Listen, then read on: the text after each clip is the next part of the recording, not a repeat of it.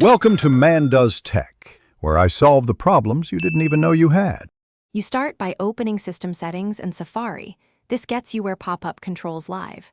First, open the Apple menu and choose System Settings. If you're on older Mac OS, that's System Preferences. Then launch Safari and load the page that blocked the pop-up so you can test changes. Make sure you note your Mac OS version in About This Mac because wording and locations can differ. Once done, proceed to Safari Settings. This is where we'll turn off the blocker for that site.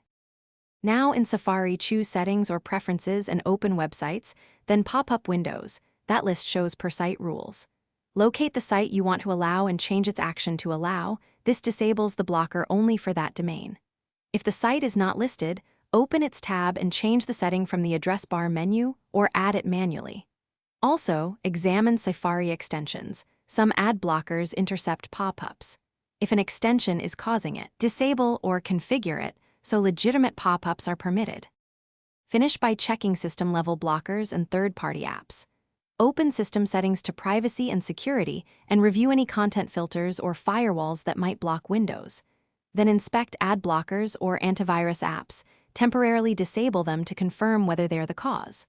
Once configured, clear Safari's cache, restart the browser, and reboot the Mac to ensure settings take effect. If pop-ups still fail, try a different browser to isolate the issue. One key troubleshooting tip: disable extensions one at a time to find the culprit. Thanks for watching. If you found this helpful, don't forget to like and subscribe.